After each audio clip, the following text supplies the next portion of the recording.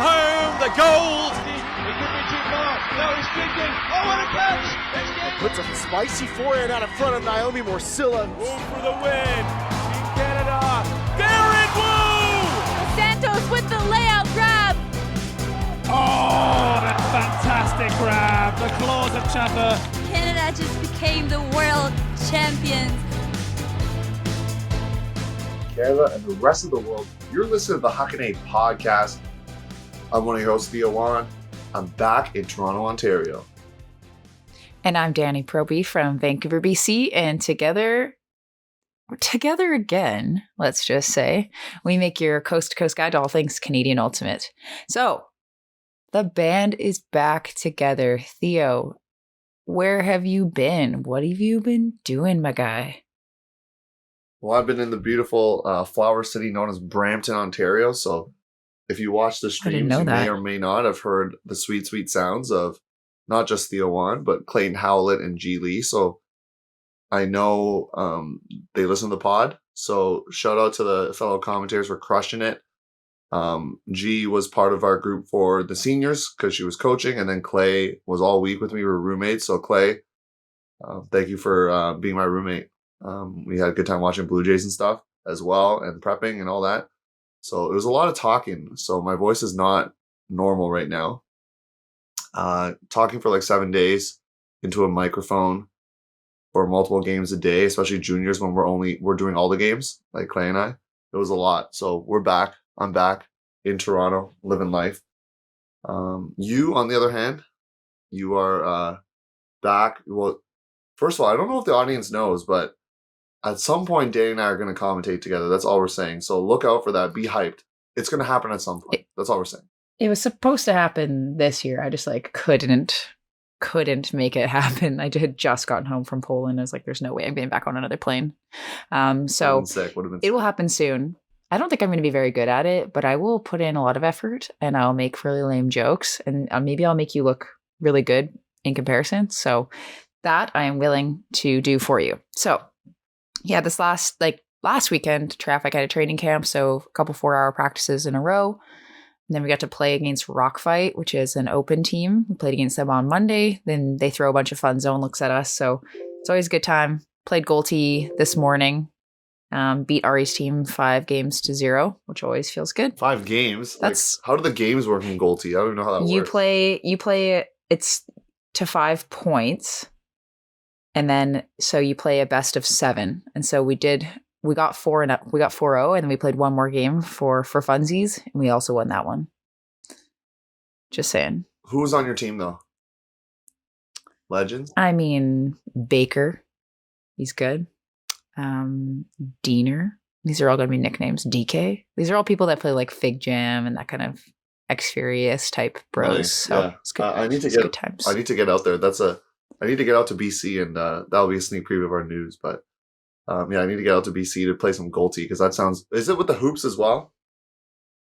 It's the arch, yeah, like the one arch. It's basically so good for like if you're looking at developing your quick movement and like your zone skills and your handling, it's amazing. It's so fun to kind of play a different sport where the skills that you're developing translate, but there's enough things about it that are different that kind of re-excite you about it. Like it's kind of like basketball style defense because you're kind of collapsing your defense into like a hoop area as opposed to like forcing to a particular sideline. I really like it. It's good like off season, even though I'm in season. But yeah, it's fun. You should play. Yeah, it hasn't. I'll be honest, it hasn't really taken off here, or maybe I just haven't been invited to the games. But I've never seen it. Like here in Ontario, like I've never seen the arch even existing in this province. I know it is somewhere, but I'm just saying in Toronto, I haven't seen a game running somewhere. So maybe you could lend us an arch or something. Is it called an arch or what's it called? I think they call it a hoop, but it's definitely not really a hoop. So I also could be wrong. And it's not like it's big here. It's just like this one group of men who've retired from Ultimate play. And there's sometimes another game that happens, but it's not big here. It's just a couple clusters of people that really like it. There's a nationals in the States for it. I'm more than certain, like goalty national. Yeah, Ari actually went and played with a team that was like from Minnesota. So he played in Texas, goalty nationals. Oh, so it's like legit. That's sick. Is it like club players as well, or is it just random people? Yeah. Yeah. Like Sockeye will put in like a goalty team. Oh, that's it. I know it's big in Seattle. So, anyways, we can talk about goalty for a while, but we're gonna keep things moving. Go to the news because there's some good news happening for us. So we're gonna hit the news right now. We now have breaking news. All right, welcome to your news section. So, big news, it was announced. You might have heard it, and if you didn't, you've been living under a rock. CUCs is heading west, which is music to my ears because this means I probably get to compete in both divisions. So, the Masters division is going to be in Kelowna. And then the regular division, wow, we shouldn't say regular. We always get in trouble when we say that. The senior Just division. say senior. You're going to get in real trouble. Senior. You're going to get hot trouble for that. Batch, don't come at me. The regular normal division is going to be in Vancouver. Well, actually, sorry, BC. So very, very exciting stuff. To talk a little bit more, to remind people, because I think some people are a little bit confused how the world selection process works. It's new. It's a totally new thing. So if you are thinking, if your team wins nationals, you are in control of the next national team for guts. It's not true anymore. So how it works is that of the national teams that are going to be made like the following year, 80% of the people making those rosters need to have played the CUCs the year before. So to say that a little bit more clearly, next year, CUCs is happening in BC, 2023. A bunch of players are going to come and play.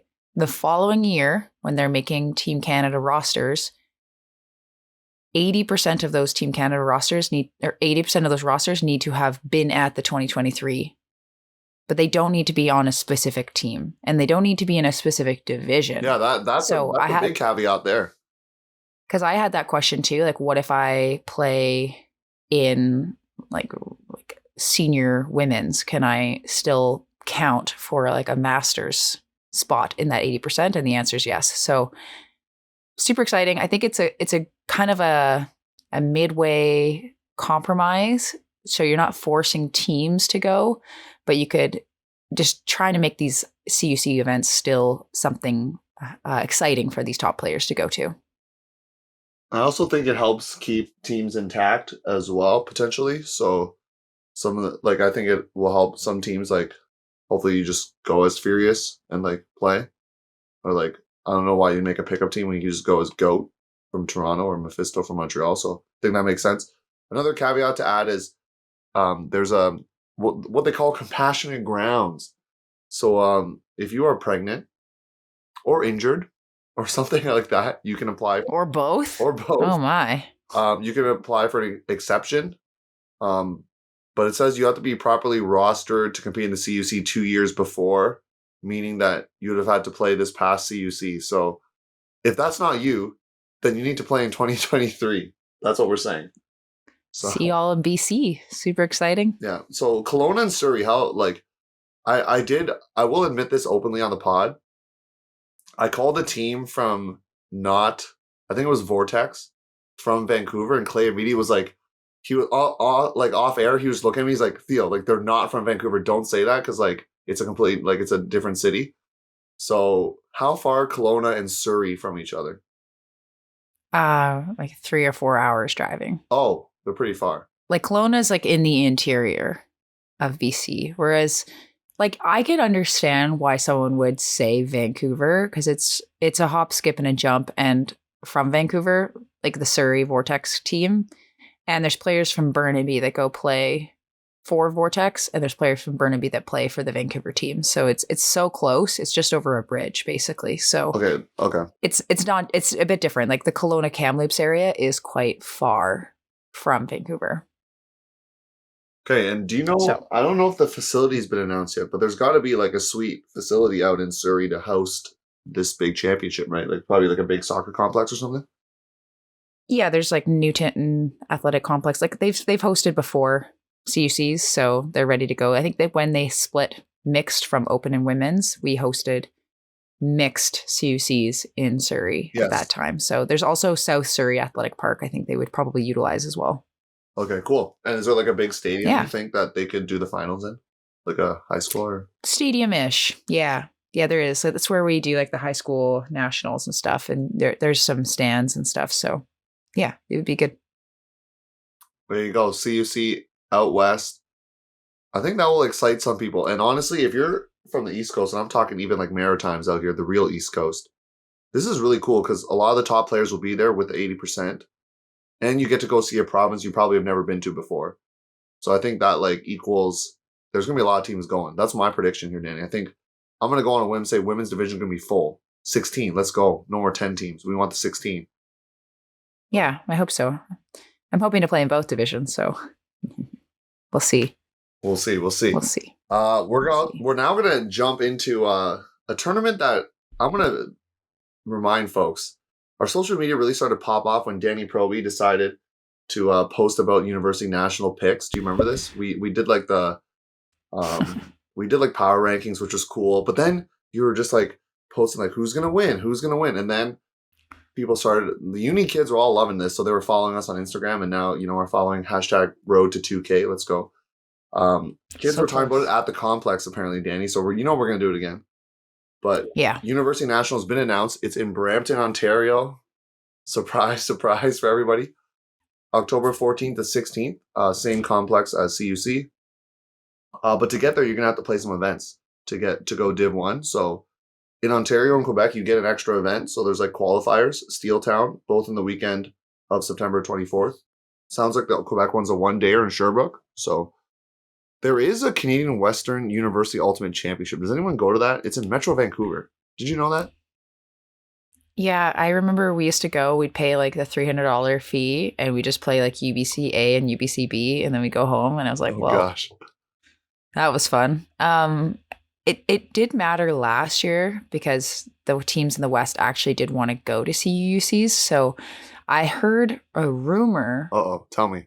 That a BC team is interested in going. So this tournament will potentially matter if more than one team wants to go. Yeah, no, that's sick. We do like the rumors in the pod. We also know there's going to be a Prairies one. I know this is funny for Winnipeg because Manitoba's going to be very good. I'm just going to put that out there, University of Manitoba. And they're going to have to travel to Regina, Saskatchewan to play the University of Regina, I think like in a one-gamer. Or like, I think there might be like 3 teams going, but they got to go there and play. So enjoy that over there in the Prairies. You got the Easterns, which we know here in Ontario, Quebec. That's a big tournament. That'll be, looks like in Belleville, says it's going to be tentative to finalize. And then Atlantic has its own thing as well, hosted by Mount Allison University. So Div 1 is always exciting because there's more than 8 teams that want to go Div 1, of course. And, at a boat practice one time, we were talking about universities, and every single kid says their team's going to be hype. Laurier's going to be good this year. Guelph's going to be good this year. McMaster's going to make D1. Everyone's making D1 apparently from Ontario, which is completely not true. So we're going to love it because a couple teams are going to be left on the dust. UVic, we want to see you out there. UBC, we want to see you out there. Come on. East Coast, we want to see you out there. Manitoba's going. I already know that. And they're going to be good. I've been told like 18 of their players are going to be on strike, like from strike, are on the Manitoba squad. So you got to watch out for it. Oh, Manitoba Open's going to be good. Manitoba Open's going to be good. Manitoba Women's, I haven't heard anything, but I assume there are going to be some fusion players out there going to be slinging it out there too. So yeah, and I think potentially a TC player from U20 as well. So I think that maybe. Yeah, potentially. So I'm excited for this. I think I posted on Elevate's Instagram too, just because I was curious where a lot of our top players in BC were going to be going to school. And there's quite a few like Guelphs. There's a couple people going to U of T that are like top players from BC. So a couple Queens, I think too. So it is exciting to see. And I think what I heard last year is that we built up such a buzz around this event.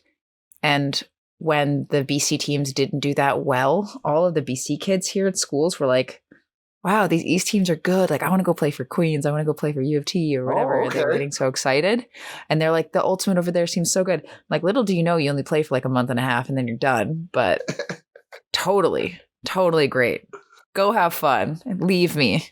I'm crying. Yeah, they've been sold something. And it's funny because I was poking around some of the pages. And so, for example, one of the a really tall cutter for Vortex, Cameron DeWitt, was just looking at profiles for different teams and saw that he's going to U of T, and that's a big pickup for them. So adding these, you know what?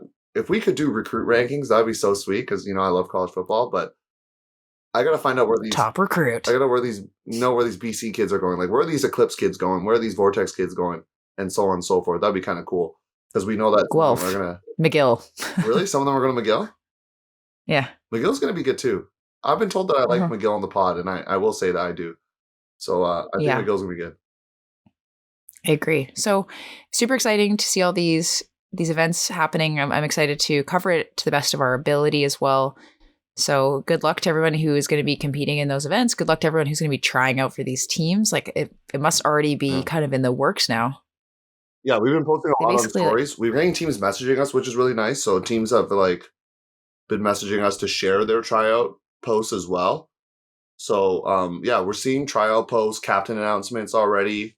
Saw like a sweet graphic from Laurier announcing their captains and stuff. So I think I'm going to give a shout out to Guelph because I believe Guelph is who started this trend of like why Guelph Ultimate. I'm not sure if you saw that, Danie. It was like why Guelph. Mm-hmm. And then they had like a swipe through, and then McMaster did it, and like a bunch of teams started doing it. And I think that's really cool because it's just going to help promote the sport, right? So, pretty sick. Trials are going to be like fire because I think there's going to be a lot of club, like kids who play juniors or like play a lot of club this summer that might get cut just because there's so many people like at the uni trying out. Like that's what I think is going to happen. So anyways, we're going to move on to south of the border here. A tournament that happened would have been a week ago now from the time you hear this, but I want to give some love to a team from Toronto and Sixers. They, as I predicted, won Elite Select.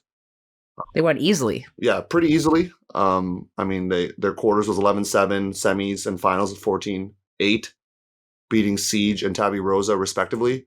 Tabby Rosa was at Worlds. I think you played them, Danie, or no? Maybe? No, we played Parcha. Oh, yeah, you played Parcha. Sixers won. Congrats to you.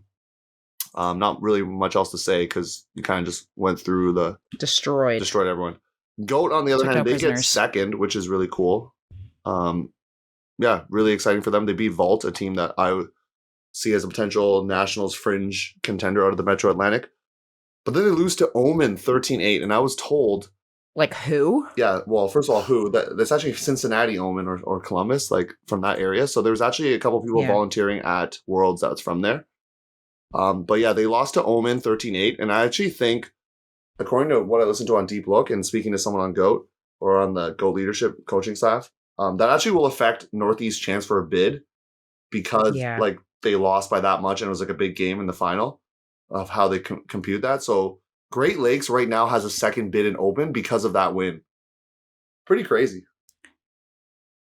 Yeah, it was definitely a surprising finish. I think everybody was surprised to see that team do that well. I don't really know what else to say about it, but I mean, good job coming second. It's crazy that impacts bids, like to do that well and to come that close to winning and then have a rough final actually like makes a big difference. Yeah, I'm not going to say I know anything about the bid situation, like in terms of how they do the algorithm. I will say though, I'm in the process of editing both of those two finals. So they'll be up on the Ultra World video store or video site soon. So if you're curious, you want to get some scouting on, or you just want to watch good Frisbee, go check it out. You can watch those two finals and a bunch of other stuff with the Multi-World subscription. So do that. I'd definitely be curious to see that GOAT final, to see what this Omen team is bringing that is like so surprising to people. Cincinnati's own Omen. All right. But so you're hearing this early in the week, but so we don't have the pools yet. But Danie, you are traveling to the beautiful city of Raleigh, North Carolina, across the country for a tournament. So tell us about that. Yeah, super exciting to go to Pro Champs. So I've always heard about this tournament. I've personally never been, so I'm excited because there's going to be a lot of really strong teams. Like every game is going to be a good game. And I feel like for Traffic specifically, we were always like right on the cusp of winning these types of games. We're kind of like right on the doorstep. So Phoenix is going, Molly Brown's going, Brood Squad's going, and then Black Widows from Asia is also going, which is super exciting. And also Sixers, if I didn't already say that. Sixers are also going. Sixers are going, but no one else from Canada, from what we know, at least right now, from what I've seen. Lots of top teams. It's going to be a grind. I'm super excited. It's Sarah Eklund's first kick at the can playing with traffic. She's fit in really nicely on our O-line. So now we have 2 super tall, lanky, fast, good at catching Sarahs on our O-line. So watch out. Yeah, and I mean, it'd be good to note also that there are less. I'm just looking at the team list. There are only 10 teams in the women's. So there's 12 teams in the other ones, and then there's 10 in the women's. So I know they had trouble filling the U.S. Open day. There wasn't even division, like women's division. So there at least is 10 going, which is great. I know Iris was on the list at some point, but not on the list anymore.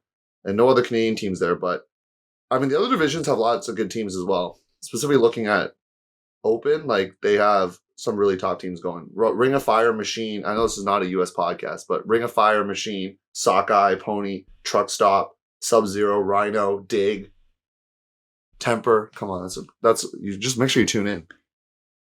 It's pretty dope. And I think there's just been I think to talk about your US Open point, there's been a lot of kind of fringe tournaments happening. So like I know like there's the Bay Area tournament that was happening this past weekend that kind of captured some of those kind of more West Coasty teams. So even though these big like championship ones haven't necessarily been like huge wait lists or whatever, teams are still out there. They're still playing. They're still getting their points towards the algorithm, towards bids and all that good stuff. So yeah, super excited. So I don't think that there's any more news. Oh, maybe like soft news.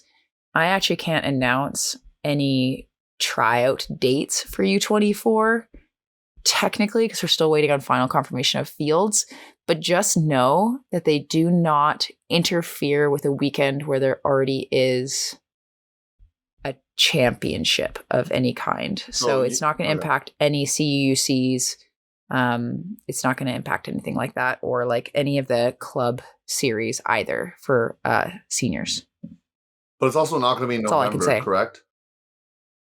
I cannot say any more than I've said, Theo. Stop trying to squeeze me for information. All I'm going to say is if you listen to the podcast, you get more insider info than the general public about tryouts, so you're welcome. Yeah. I mean, it's kind of been leaking because we kind of need people to... Yeah, don't you need people to sign up? Pencil out these dates. The time is a ticket, no? Yeah, you're telling me. We're getting on it. We're doing our best. Yeah. Well, no, we trust you. And we're excited to see what the U24 team is going to look like. And I'll be honest, like I went into juniors not knowing as many players just because I knew none of the BC players, and now I know a lot more. So I feel like I'm pretty well informed now of like the talent that's coming up in the country. Like maybe not for U24 because we're all like, under like 18 or whatever. But in the next couple of years, when I see the list, I'm going to be like, I commentate your game, I commentate your game. You're the MVP of that final. I know you. Like, it's going to be cool. So yeah, juniors be popping off. All right, let's head to the main event because we had 2 very big things happening. Theo, you were there in person. I sadly had to follow along via like the Ultimate Canada's website, score reporter / messaging Theo in between points he was commentating, being like, do you know the score of this game? Do you know the score of this game? So we had CUC Seniors and Masters, and we also, we already did Masters before, but CUC Seniors, and we had CUC Juniors. We got all the action coming for you right after this quick break. This episode is brought to you by Be Ultimate Apparel. Based out of Vancouver, BC, Be Ultimate is climate neutral certified and designs products that are built to perform. I personally love my 2 Be Ultimate Sun hoodies, and I rock them wherever I go. If you want to learn more about Be Ultimate, start your custom team order, or check out any of their ready for purchase collection, you can head over to beultimate.ca. Hey, this is Marie-Ève Beauchemin from Vancouver Traffic, qualifiers for WUCC, and you're listening to the Huckin A podcast, your coast-to-coast guide for all things Canadian Ultimate. Main event coming at you. First of all, we got to talk CUC Pick contest because we had double the participation from last year. Was really heavily promoting it. Big shout out to a fan of the podcast who met you, Danie, in July in Ottawa, Ben Clark. He's a big stats person, and he really helped me with some of, he actually was the catalyst of breaking down some of the stats stuff for me that allowed me to make that graphic that was so-and-so percentage pick this team. I thought that was really cool. And there's some great feedback about that. So thanks for the people who gave good feedback, because I think it was fun to see like who of the Huckin audience was picking blah blah blah to make finals. So some teams that make the semis, let's just say, had like 1.4% of people picking them to make it there. So you approved the odds. But congrats to Quinn Tays out of Winnipeg. I actually had a chance to say hi to him.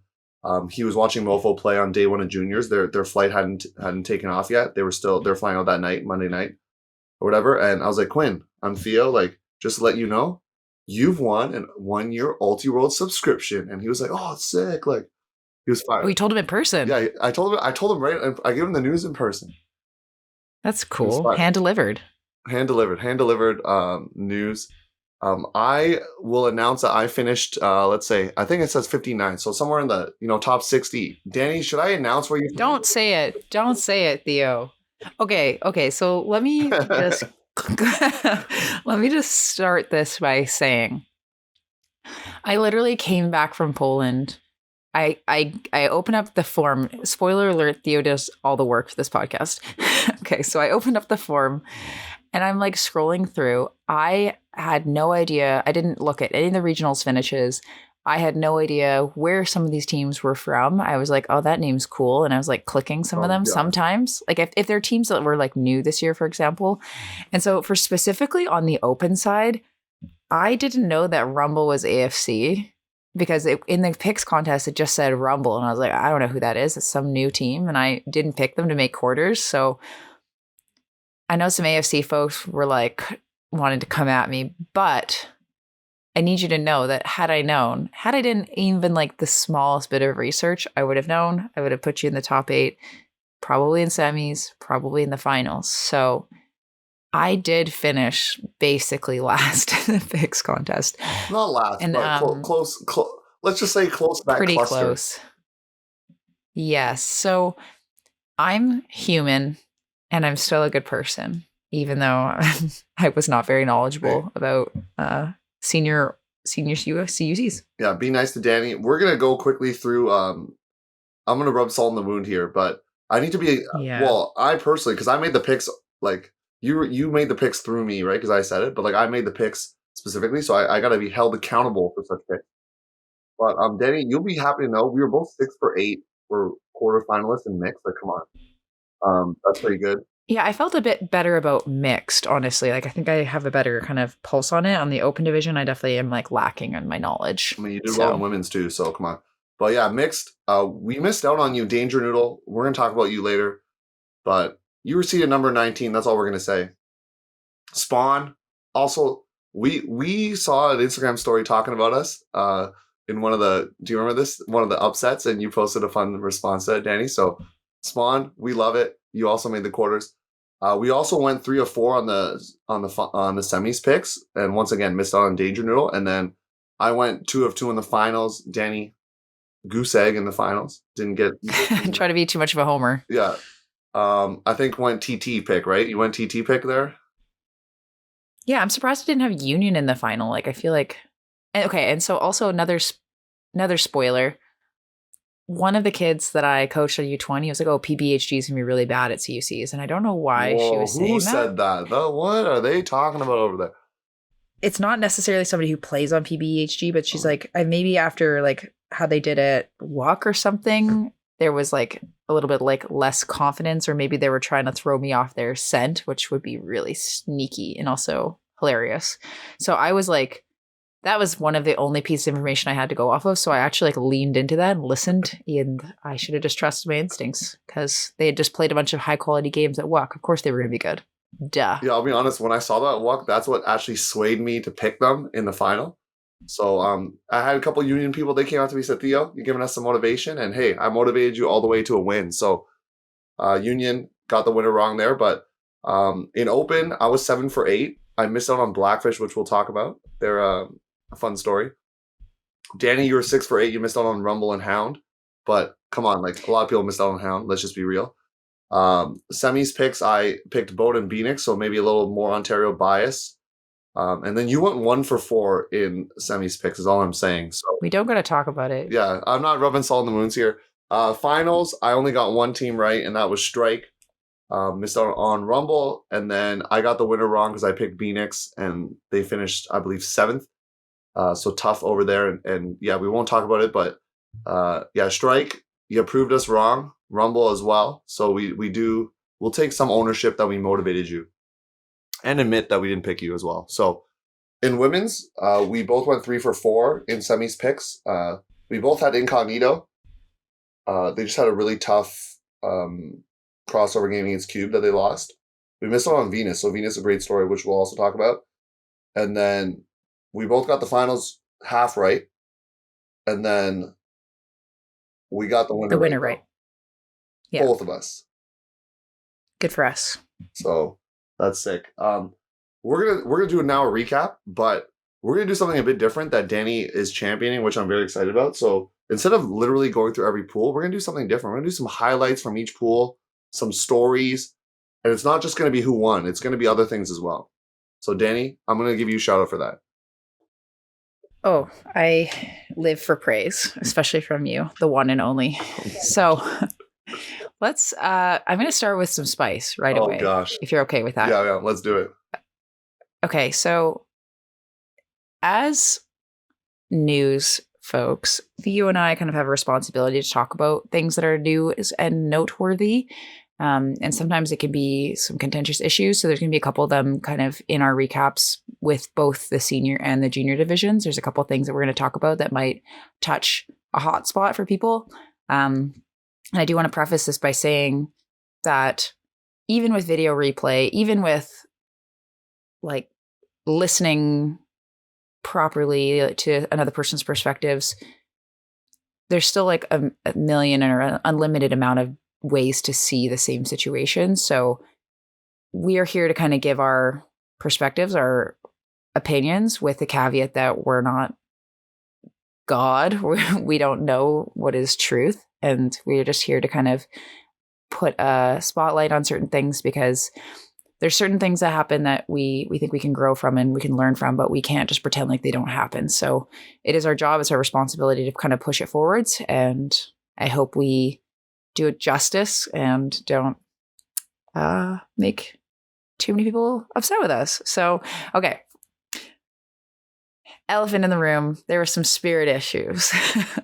Okay, so yeah. I know that a couple you could kind of see it on certain teams' Instagrams, or people kind of like posting some things about spirit of particular teams or like bad bids, for example. So in the open division, Strike ended up winning the whole thing, but I think a lot of people have been calling in or calling out some spirit issues with that team. And so, Theo, I know that you were there. You probably heard a little bit more of what people were saying. I did watch the bad bid clip in particular, and yeah, I just kind of want to invite you into the conversation at this moment before I give my perspectives.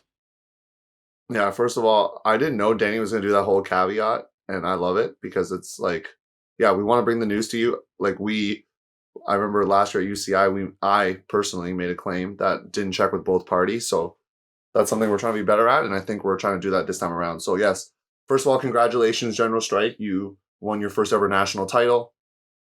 I was practicing my call throughout the game of like what I was going to say when they won. So like I went like silver, no more, General Strike, like, you know, whatever. Like I was pretty pumped about that.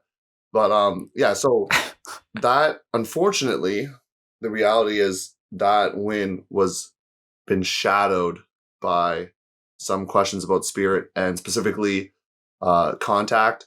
So in the game, there's a bid that happens. I call it out as a bid in the back on the broadcast, and I would probably still call it that now. So it ends up taking out one of Alberta's best players in Jordan Vogel. Dave Hochhalter, arguably their best thrower, probably the best thrower in the open division at that tournament, was also injured, but that's not because of anyone else. He just had just wasn't playing that game. So I think it kind of spooked Rumble, to be honest, for the rest of the game. And maybe I'm speaking for them, but when one of your best players is injured like that and you just care for their well-being, and like they were carted off, like he didn't walk off, right? He was carted off. That's probably something people might not know. He was carted off the field and was checked over in the tent, which we could kind of see from our vantage point. don't know the exact injury. I don't want to repeat something that happened on Twitter. Yeah. I'm not going to procrastinate an injury that don't know what it is. So, from that so that's what happened. A spirit circle was called immediately, which you can see on the broadcast. And a couple of the captains getting together, Hawkalter being one of them, and then Jesse Greenberg and a few others. It's harder to identify because their numbers are covered on the broadcast. But they are coming in to talk. A big thing, at least from the Rumble perspective, is that they didn't have a spirit timeout before the game, even though observers had talked to them about it. They were just like saying, if something happens, we're going to talk about it right away. And I think for them, they of course feel that Strike earned the game in terms of their play, but like they just want to uphold everyone to like a higher standard of how we conduct ourselves through attitude and plays.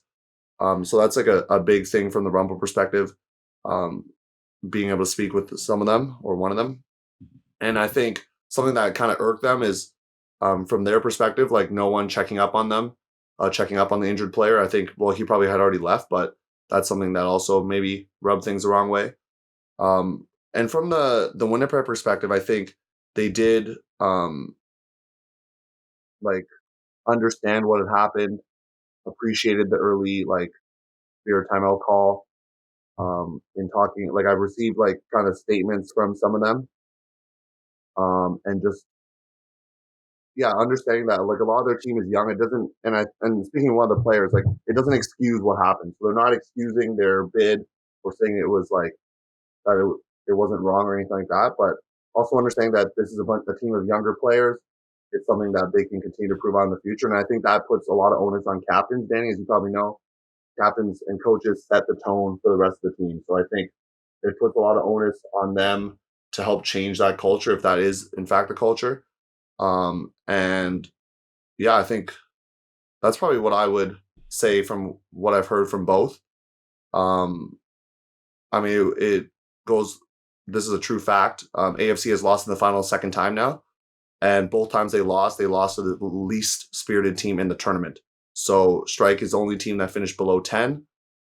You take that for what you will. They got a low spirit score from Quake, who had just lost to them in a very contentious semifinal in which Quake was up 6-2. So take that for what you will. But both Strike in 2022 and then Phoenix from Ottawa in 2018 finished with the lowest spirit scores, and Alberta lost to them both. So those are just facts. So yeah, from my other perspective, this is a difficult part to talk about. I'm just going to be straight up with the audience because we know people on strike. We know they're fans of the pod. We also want to, not throw shade at someone for no reason. We want to get the facts. But I think a big thing is just holding all players in the division accountable to their actions and attitude, and that, I don't think we should #cancel them. We've seen sort of people still talking about Furious from 2012. Like that whole team's very different now. So I think that next time we see Strike, which will probably be at CUC's 2023, we just trust that they'll be better, and those things won't occur again. But I don't think we should #cancel them, nor should we excuse their behavior. I don't know if that's makes sense, but that's sort of my perspective, Danie, and I'll let you share yours now.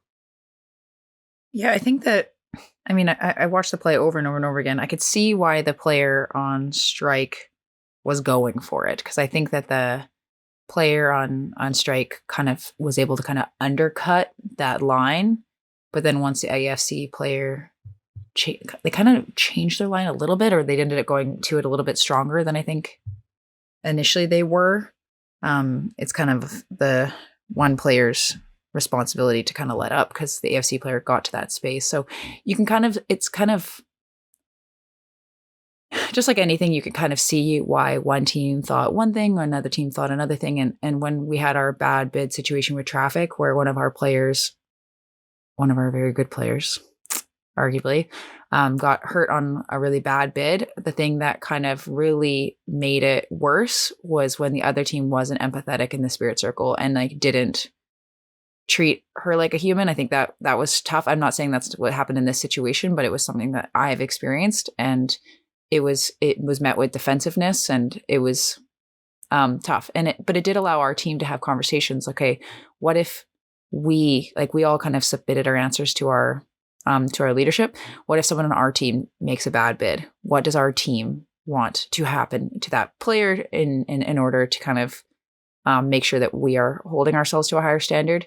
And so we all kind of like voted on what we wanted to do and stuff. So we kind of have like a system for if that happens, what we as a team do and how we want to behave with the other team as well. So these types of things, as tough as it is, no matter what you think of the play, no matter what you think of the spirit in general, whether you think it's fair or you don't think it's fair, these are gifts in a sense, if you see them that way. They're opportunities for the whole community to kind of reflect a little bit about like what is okay, what isn't okay.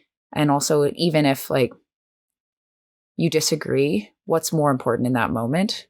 And it's remembering that everyone's here to play and stay healthy and have fun and compete at the highest level. So if you can't be spirited and compete at the highest level, then maybe there's some reflection that needs to be had. Again, I didn't see all of the games, so I don't really know what was going on, because I think that Strike actually had good spirit scores in the majority of their games. It was just a couple that I think were below or in a kind of so it looked like a couple bad games basically, which is a couple more than maybe you should have. But I know that bad spirit scores can sometimes be an anomaly too. So it would be good to hear from more people on this issue, or it would also be nice if those two teams could kind of reach out to each other and kind of resolve this a little bit, because we so often see that things arise at the end of the season in these tournaments and then they never get brought up again. And then these teams just end up kind of like hating each other or whatever. And I think that a lot of these people end up being teammates on Team Canada and stuff. So it'd be nice if there was some sort of resolution moving forwards. And this is where like reputations get built, like both positively and negatively, that sometimes aren't warranted. So like I said before, I'm not ever excusing what happened in 2012, like at all. It was bad. Like I will be the first to say it. But like I said, kind of on one of the broadcasts when I was asked this question, it's like, it was a long time ago. Like things have changed and they've tried to move on. And I think we as a community can do the same. And yeah, like things did get better throughout the game. I think both parties had mentioned that, like that things did get better. Like there wasn't the same, like it wasn't like there were 3 or 4 bids like that. But of course it shocks everyone when it's like, it was 2-0, like a top player goes down like in pain, and like it was a lot. So we're not gonna spend the whole podcast talking about it, but is one of the big issues we did want to talk about is obviously that final being shadowed or overshadowed potentially by that. Yeah, it's just one thing I do want to like call back into attention was how AFC, even like on their post or whatever on Instagram, and also in their statement, they did want to congratulate Strike on their actual like on-field athletic performance, and that they deserved the win and they deserved it after all the work they've been putting in over the many years. So I just kind of want to make sure that we remind everyone that there was so much positive, and then just like a blip that we kind of need to like highlight to make sure that we can move on and move forwards and grow. Yeah, we're gonna keep the recap moving here, and yes, talk sir. some positive things though about the East Coast, specifically Regiment. You finished second in Spirit. You finished first in 2021, so that's awesome, and you finished second. And then Rumble finishes, who was the silver medalist that we just talked about, finished third. So congrats to those teams. Oni winning it all there in Spirit, BC's own there. But Regiment was a cool story. This kind of ties into my next shout out, which is Cam Penny from your team. You finished with 37 points, 19 assists, 18 goals, a young up-and-comer. I believe he's a U24 hopeful, if I'm not mistaken. I've been told that. So U24 coaches in the room, keep an eye out for Mr. Penny is all I'm saying.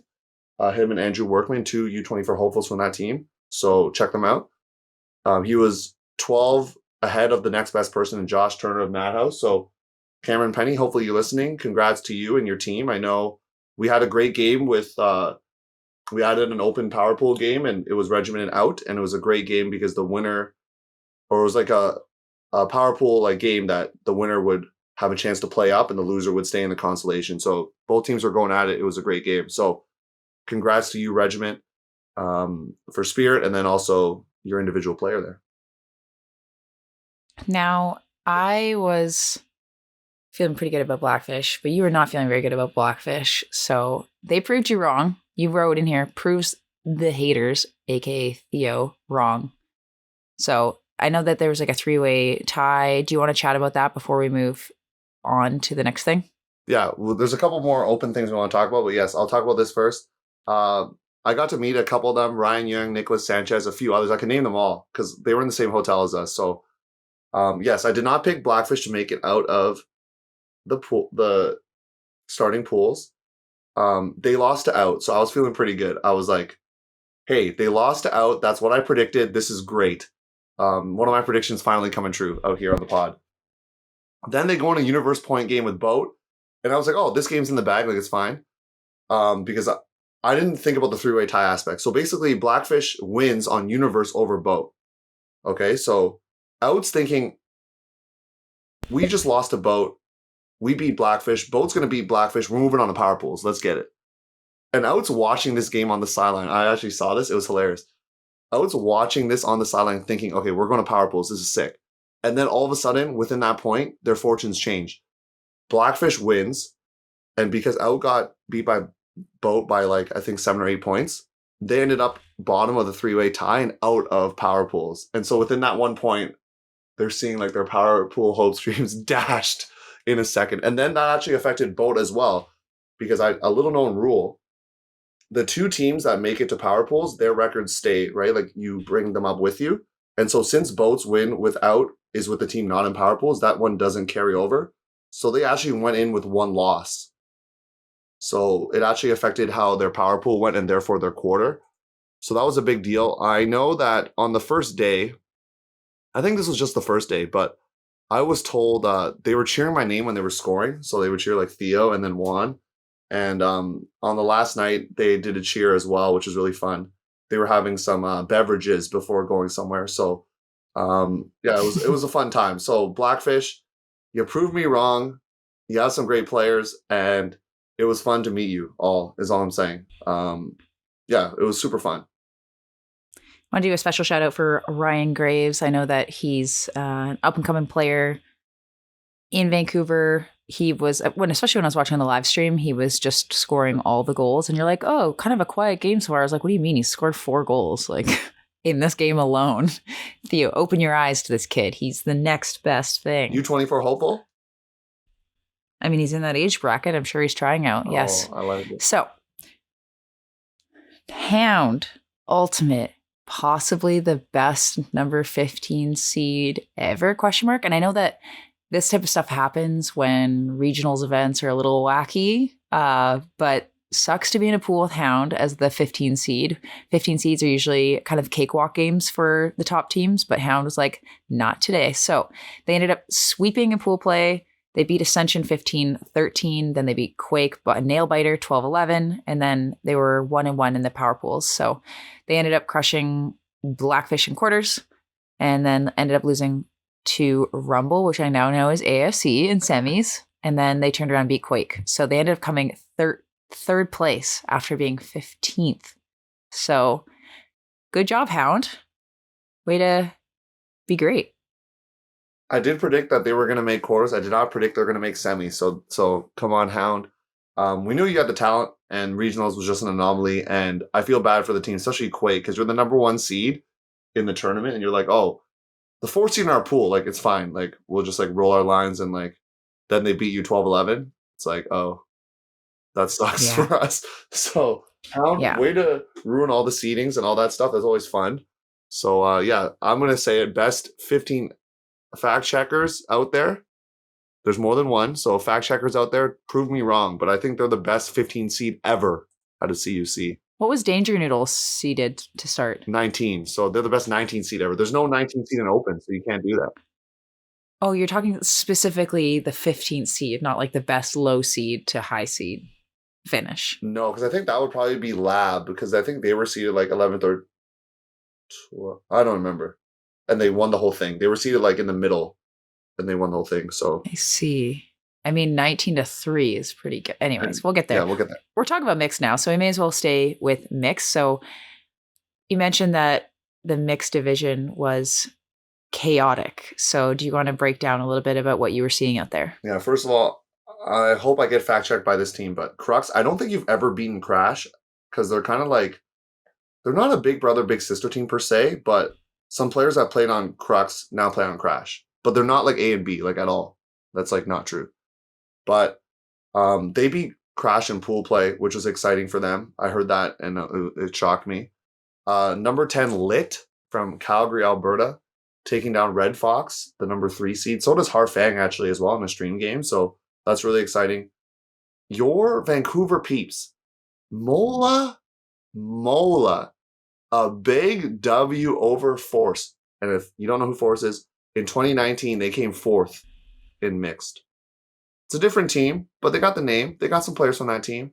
And Mola took them down. Then everybody's Cinderella story.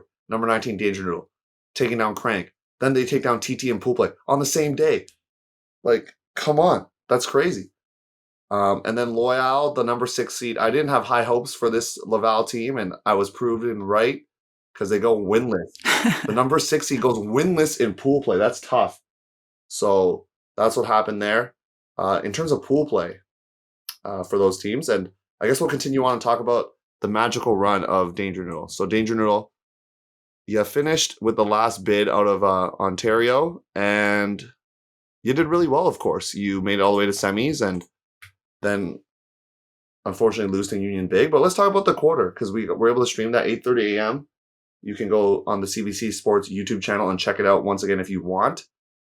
But they had to break twice to win that game over Spawn. So that's really cool. I think that's really cool. Number 19 going to number 3. I don't think it's ever happened. And then they tied for 3rd with TT. So I'm not going to place bets here and say if they played that game, who would win. But one of them would not be 3rd. So they tied for 3rd. I think they agreed, if I'm not mistaken, to just like take 3rd together. Yeah, I think their leadership or whoever, not maybe all the leadership, but some of the leadership of the teams kind of decided. I think they were given like a 9 p.m. time slot if they wanted to play out that game, really? Which I think would have been really cool. I know it's hard to like take a big break and play that late after playing during the day, but I think they're worried about more lightning delays, more rain delays, and all of those things. But it is a bit weird to have. There's a player or two at least that play on Forever Young and also TT that have now tied for 3rd twice this year. Or tied for 1st, tied for 3rd. Forever Young tied for 1st, right? Oh yeah, for 1st. It's so funny. Some of them do not get to play any of those games. That must be so frustrating. I think one of our big listeners, Billy Chai, I believe plays for both teams, and so does Carlos Young. So yeah, so you two both flying from BC to Ontario. You're trying to get some big games in, and then you tie. Does that feel good? Twice. I don't know. Does that feel crazy? Good? Like, I've heard from a lot of TT players they felt like it was unsatisfying, and they also felt like they could have won that game, which I think is interesting because Danger Noodle did beat them in pool play, but they were feeling a little bit more confident after pool play. So we will never know. Now moving into the champion of the division, Union. Winning their first title, I've been told, since 2013. Their closest game was 15-13, though. So otherwise, it was dominance for this Toronto side. Before that, at least from what I counted, they had a score differential of 90-32. Obviously, PBHG had a similar score differential, but they didn't win. So we're talking about Union here. Before that, their closest game was 7 to both Crash and Local 613. So that's like some dominant stuff right there from the Toronto side. I know they played Worlds, and now they're winning Canadians. Just like some great score lines, 15-7, 15-5, like 15-2, that kind of stuff. And yeah, hopefully they go to USA sectionals and regionals, but they're in a tough region. So I'm not going to put my money on them making nationals because there's teams like Sprocket and Exist and Slow and Wildcard out there. But I think they could go far in regionals. And this tournament maybe showed that. So shout out to Union. I also want to do a shout out to you, Theo, because you were streaming a game. Yeah, I didn't know PBHG was also doing it, but hey, more streams is better. Yes, PBG, I was following their stream initially, and then I ended up following your stream just because, hometown pride. I had to give your stream a follow. But they were not, like, this game was chosen to not be streamed because of kind of the schedule changes and everything like that.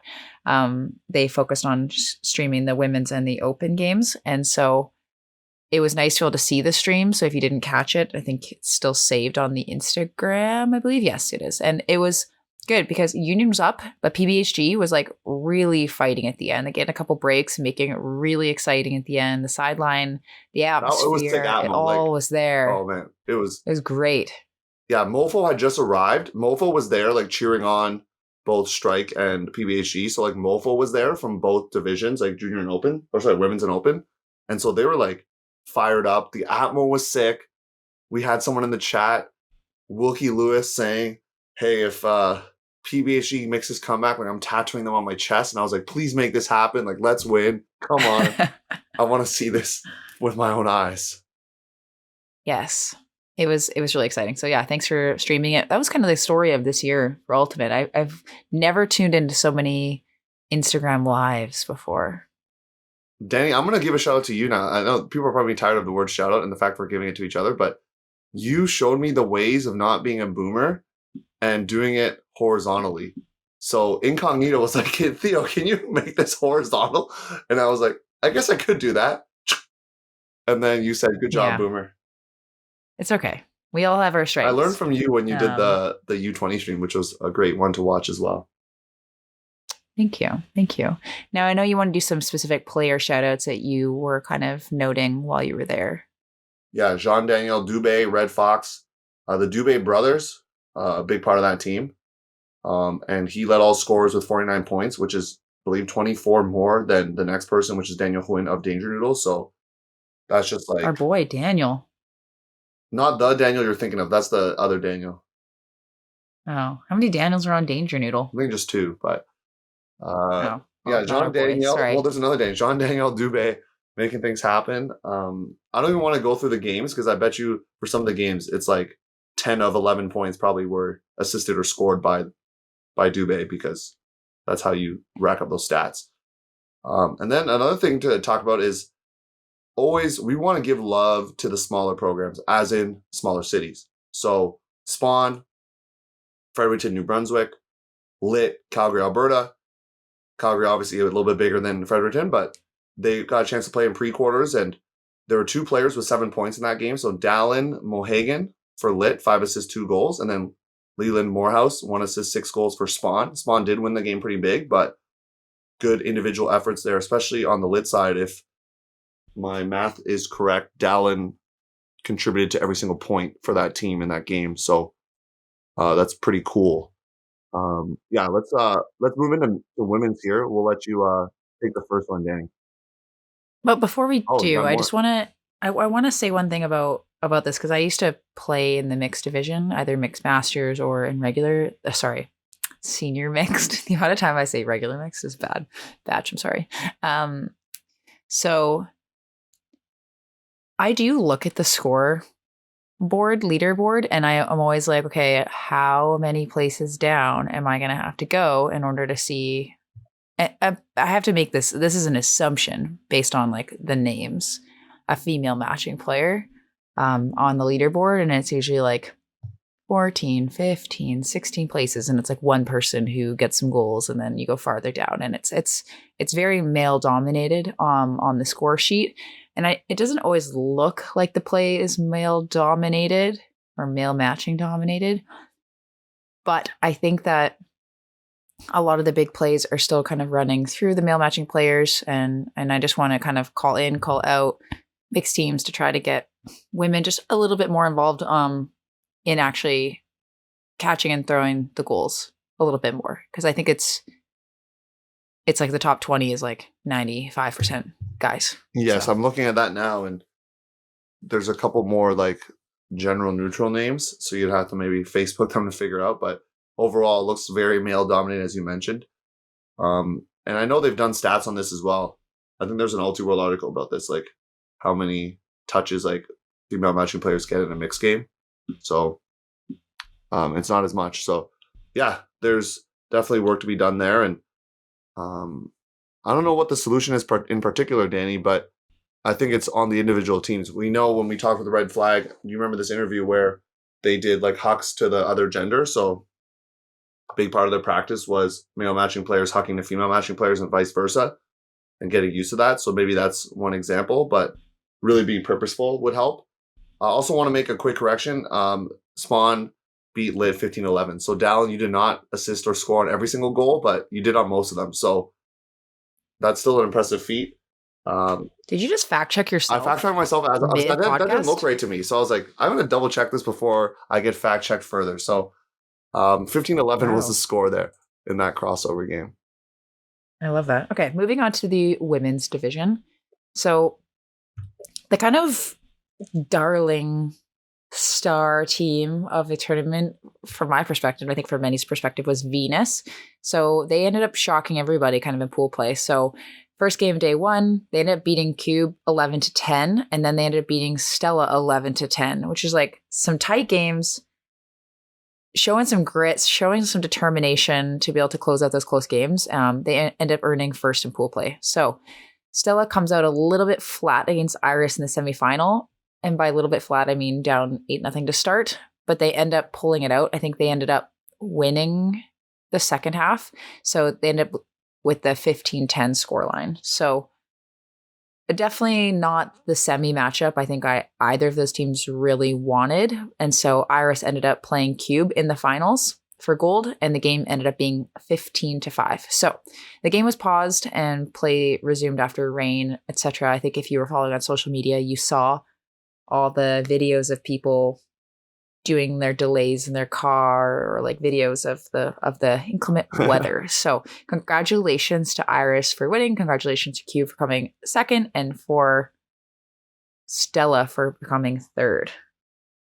Yeah, that by virtue of Stella losing that game, they had no choice but to play Iris in the semi. So talking with one of their coaches, like they said, we were gonna have to go through Iris to win a gold medal anyway. So regardless if it was in the semis or the final, we'd have to do it. But finals. Yeah, they came out really flat, as you mentioned, but they were able to turn things back a little bit.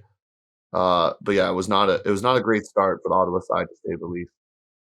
It's great. It showed some character in that kind of comeback in the second half too. It's hard to, you're down 8-0. It's hard to kind of keep pushing and keep motivated, but clearly they were motivated to kind of pull out an amazing comeback.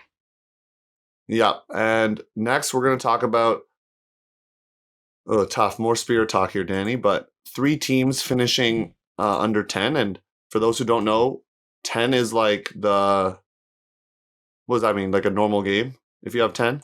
Is it just totally normal? Like completely normal game. So yeah, some teams finished below that. That was Drift, Incognito, and Cube.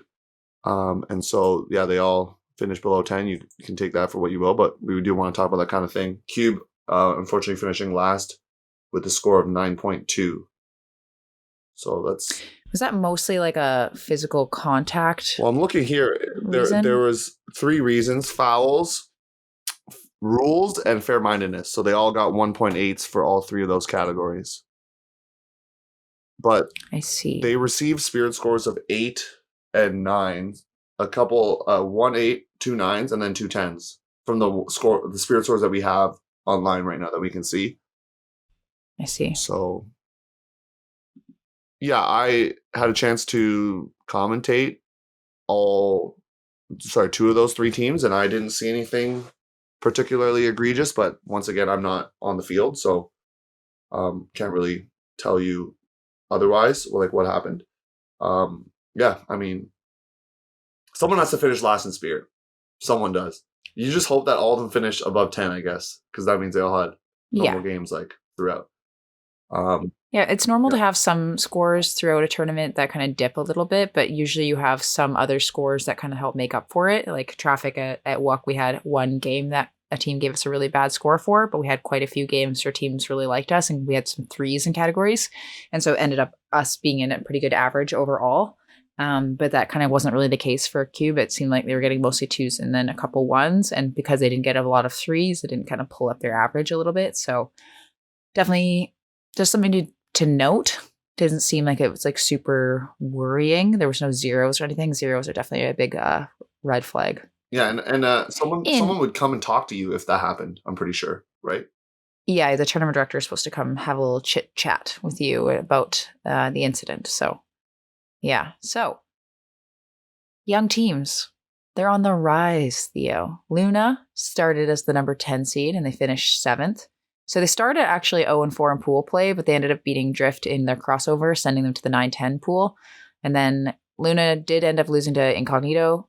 Then they ended up getting a big dub over a very well-established program in PPF. So they ended up winning a tight one, 7-6. We love that. I know Luna's goal was to break seed, and you did that right there by winning that game. So congrats to you. I know you have some U20 players, right? A couple U20 players on that team. And one that would have played in 2020 in Regan Belanger, and Regan had a great tournament, or even in the game that I streamed, Regan was like doing a lot of the heavy lifting in terms of handling. So congrats to Luna there, because that's just going to continue to build women's ultimate there. We've talked a lot about Ottawa, but I think they've done a great job during the pandemic of keeping people interested. We're seeing that with juniors. We're seeing that with the second women's team out of Ottawa. The last thing we want to talk about with seniors is one of the coolest events I've been to, which is like the karaoke weather delay situation. So Danie, you saw some stories. You honestly wish you were there. So basically there was some other community event and they were just singing songs. Like, I don't even know. I don't remember what song it was, to be honest. And then all of a sudden, all these ultimate players are flooding in because there's a lighting delay. And what do? They just start singing songs. So they request songs. She sings Adele. She sings Taylor Swift. Everyone's, I think Blackfish or some other team has like lighters through their cell phone, like the flashlights. And it's just like, she's singing Celine Dion, My Heart Will Go On, and people are recreating the scene. It was the sweetest vibe ever. I know that Blackfish, I think it was Blackfish. Actually, never mind. It was TT. Kind of actually found this woman's Instagram handle. Or TikTok, yeah. And shared it. Oh, TikTok, and shared it. So hopefully that's still live somewhere and you can go find it. Sauce her a follow, because that's pretty epic. Imagine being that person. Just like having a nice casual, like Sunday, whatever morning, singing your little karaoke. And then like hordes of like amped up Frisbee players just kind of storm the area. Sober Frisbee players too. Songs. Sober Frisbee players. Bringing all that energy. I'm sure that was a once in a lifetime experience for that person. Yeah, it's in the story highlights somewhere on our Instagram, so you can go through it and find it. But yeah, that was such a fun experience, and it was a really cool a community uniting thing there, because it was negative circumstances with the rain, but then they made things better. So I think that's a good way to end senior recap, honestly, is like a good note about the karaoke. So, Danie, any other thoughts before we move into your neck of the woods, juniors? No. I mean, it was fun to follow along. Thank you, Theo. Thank you. G. Thank you, Clayton, for your commentating. Tushar, thank you, Ultimate producer. Canada. Thank you, Tushar, always. Tushar's the GOAT. So yeah, it was awesome. And yeah, let's take a little baby break so that I can have some water and you can rest your voice for a second, and then we'll go hit up some Juniors Recap. Hey, this is Edward Glow, captain of Vancouver Red Flag, your 2021 Ultimate Canada Invitational Mixed Division Champions, and you're listening to the Huckin A podcast, your coast-to-coast guide for all things Canadian Ultimate. All right. We're back. We're better than ever. So, CJUC's recap. I didn't know they called them CJUCs. Is that I actually thought the it was just name? called CUC Juniors. I don't know. People say it. I thought it was just CUC Juniors. Sujuk? Anyways, I was following with this a little bit closer than I was following along with the senior CUCs. It was very exciting. I was able to post quite a few stories, trying to do some voting, get some kids engaged with everything as it was going along. I know that I had been making a lot of spicy predictions about this tournament from the beginning, and I want to say that I was pretty much bang on in one of the divisions. Just saying. So I'm going to start with the girls division or the women's juniors division. And we had some storylines, 3 BC teams in the semifinals. It's pretty great. So obviously I was pretty hyped up on BC and all the work that we've been doing over the pandemic. And we just have like a lot of options for people to play at. Like I think that there was also like Helios ended up finishing quite high and Void ended up finishing quite high, like all in like the top 10 or something like that. So it was like a BC takeover. This is the highest a Mischief team has ever faced. So the fact that they were even in medal contention was pretty cool. I wasn't so sure if it was going to be a Vortex Eclipse final. When I saw the final at BC Regionals, I was kind of hoping it wouldn't be a BC, like a all BC final. I thought it would be more exciting if it was a Mofo or Wicked kind of sneaking in there.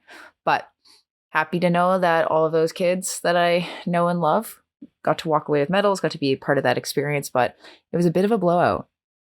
Not going to lie.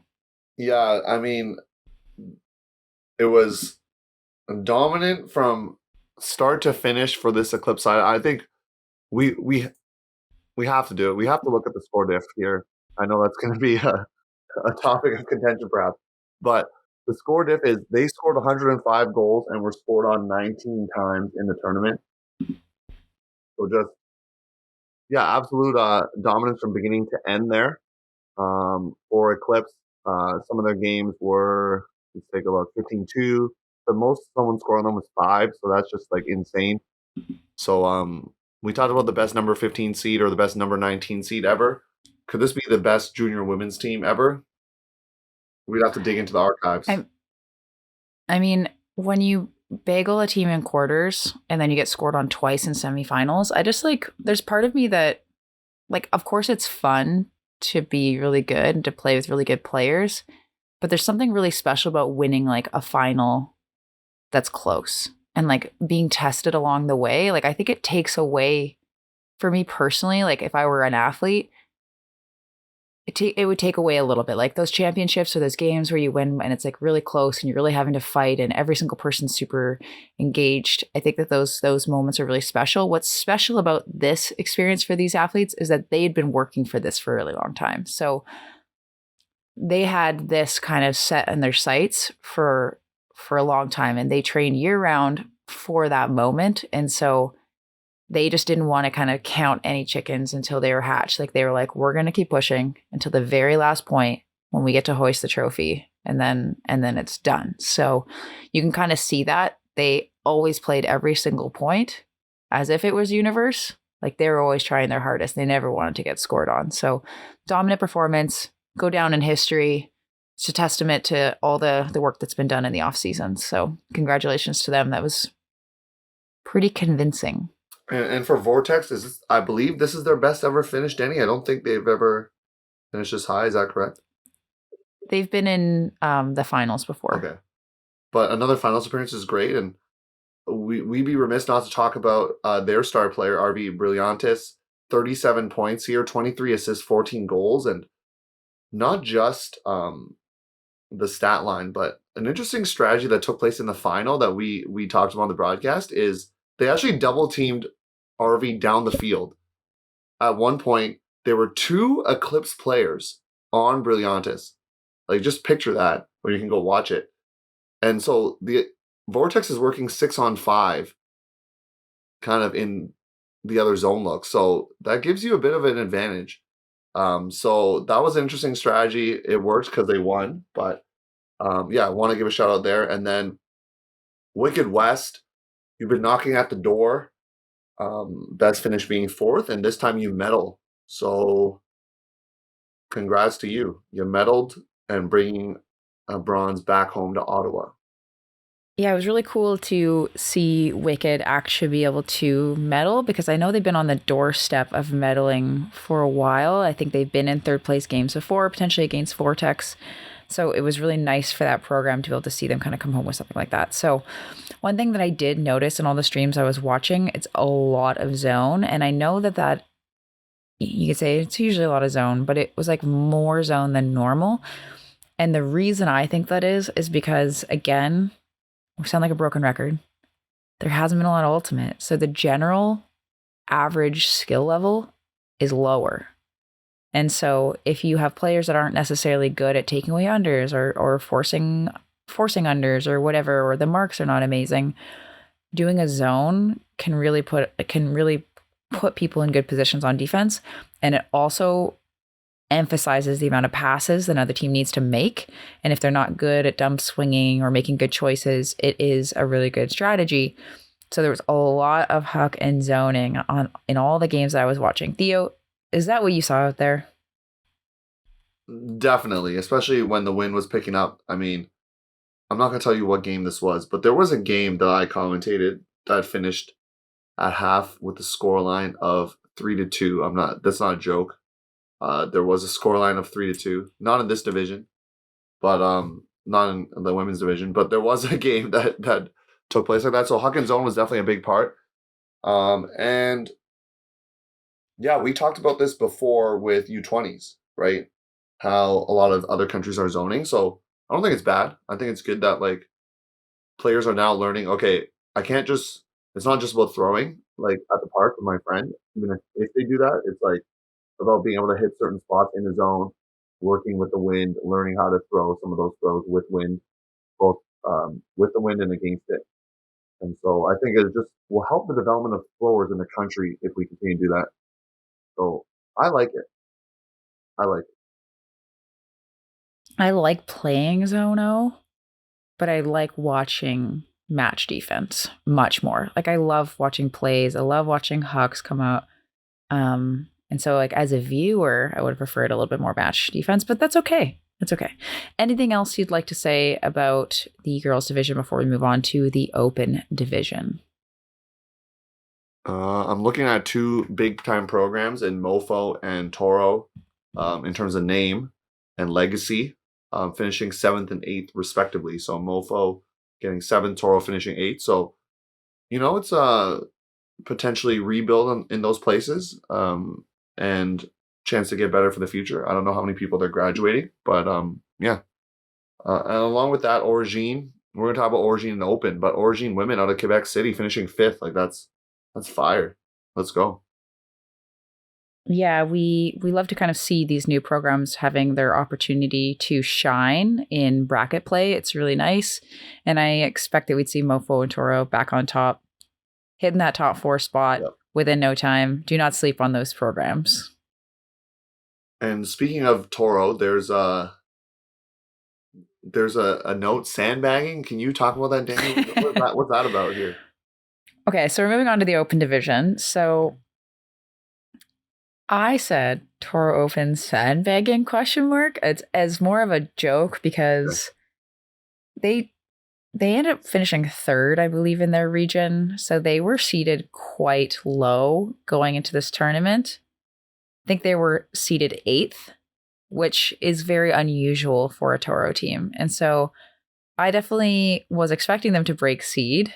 I was expecting them to do well, but I did not expect them to do as well as they did. So Toro Open had a really phenomenal tournament. I was messaging with their coach, Rob Grundy, quite a bit about it because I was like, because he was on the podcast. And so we were kind of chatting a little bit about his team, and he obviously had high hopes for his team, but for them to be able to make semis was pretty awesome. And they didn't end up medaling or anything like that. But if their goal was to break seed, coming in at 8, finishing 4th, I think they accomplished their task and then some. Gonna quickly fact check Danie here. 7 seed from what I've been told. 7 seed. But either way, that's still low. I mean, I was on the podcast with him. He said 8 seed. I said 8 seed. Oh, maybe I got fact check. Fact check me then. I could be wrong. Somebody will tell us. Somebody who cares more than us will tell us. The fact checker will tell us. And Rob, first of all, I want to thank you for coming on the podcast in my stead. It was fun. It was. I don't know if I think you did it in one take because that's what I'm going to assume. Yeah, that was some good chemistry for one take. That like first time together, like that's not bad. Like come on, like we gotta give some love for that. That was great. I know it came out a little bit later, but hopefully, you know what my favorite thing is? Actually listen to previews after the tournament happens, because then you can see where, like in hindsight, you know what happened, but then the people you're listening to don't. So it's kind of funny. It's kind of fun. True. So moving on, we had Titan versus Eclipse in the quarter, and Titan was playing very well this tournament. So they came out from the bottom pool, kind of the same way TC Women's did it at Worlds, where they didn't do that well in pool play. They were kind of, they didn't do that well at regionals, so they ended up kind of in the lower bracket, and they kind of dominated their way up into play in a crossover game to be able to make it into the championship bracket. So they ended up playing really, really well. They were beating Eclipse basically until the very, very end of the game. And so that was a nail biter. I was not expecting Eclipse to be in such a tight game in quarters. So it was a really good job by Titan. Yeah, unfortunately, we weren't able to bring you both games, which I know some people said, why couldn't you bring us both? We can't. We thought about spinning the camera around, but then there was like a pole and trees in the way. But yeah, it was actually a hard cap situation too. So like they scored the point, but like hard cap had just gone like a little bit before. So close, but that's an experience a lot of those players will always remember, even though they didn't win. Like, hey, do you remember that time when we were so close to being like one of the top teams in the tournament and like no one thought we would win? That's pretty cool. Yeah, because I think like that game was being streamed as well. We had some Quebec women's players on the sideline, and so I was watching. It was a hype game. I think, Eclipse got a couple breaks really at the end, but the sideline was really in favor of Titan, so it was a good atmo, as they say. Is it up there still? Because I know if it was streamed on Instagram, is it up there? I'm not sure if they kept it or not. We'd have to look at the Titan women's account. Okay. In open, Winnipeg, you do double duty here. You got two players from General Strike, Stephen Crew and Daniel Plurd, who were coaches. Congrats to Mofo. You weren't seeded as 1 or 2, and you were able to win the whole thing. So that was really exciting. They beat Eclipse in one of the best games I've done in a while. Like commentating, I was super hyped at the end. It was just big plays from both sides. McKibben from Eclipse makes a huge like flying block, like huge flying block, big hucks. Just a really good Juniors Open game. So I definitely recommend you check it out, people, because you can rewatch that. So that was big. And for Winnipeg, I heard they drove home, like they have a bus driver. So I was told 26 hours. So I hope they stop somewhere, because that's insane to have kids, rowdy kids now, just winning a championship, riding on a bus. I don't want to be a coach that has to deal with that. That's all I'm saying. It saves a lot of money. I think like the Misfit program, when it's in Edmonton or somewhere like that, they usually take a bus and it's more like 14 hours. UVic, we would take buses for 26 hours to Santa Barbara. It's really fun. It's cost effective, but it's hard on the body for sure. Definitely hard on the body. Now, one thing I do want to make note of, I think the reason why this Winnipeg Open team winning seems so surprising to me was because they had 0 TC players. 0 TC players is, I didn't know that on the broadcast, I will say that. So I was looking through the TC U20 rosters, and I was trying to figure it out, like, do they have, because normally you would see even a couple sprinkled in, right? We saw that in the women's, U20 women's. So that is surprising, considering there were, I don't know the count, but there were definitely a few, like a handful of players on Eclipse Open that were on the TC U20 team. Yeah, there were 3. I think that there weren't that many still juniors eligible players on the U20 Open team in general, but the fact that there weren't any first years or high school students from Winnipeg making that squad is interesting, considering how well that city did this year at CUCs. Maybe they're just like all super well rounded and they don't have any like standout stars. Yeah, I mean, their MVP was Ethan Nemechek, his brother, plays for PBHG. So they had a couple players that we keyed on the broadcast in terms of like, oh, they're touching the disc a lot, but they have players that were just doing their job, like, you know, the offside handler who's making space and creating opportunities for his teammates. So yeah, it definitely felt like more of a what Revolver used to call the faceless army tactic of just like having really good players. So that's what happened in Winnipeg. Origine, once again, another kudos, shout out, whatever you want to call it. You get a bronze medal defeating Toro. And from my knowledge, I know they didn't play in 2019, as I was prepping for the broadcast. They finished in the 20s in 2018. And before that, there was Hydro, which is a provincial program. So For Quebec City, this may be their best finish as a junior open program. I could be wrong, but from what I know, based on what I have, I think this is the best finish, and they seem pretty stoked about getting the bronze medal. So congrats to the coaches and all the players there.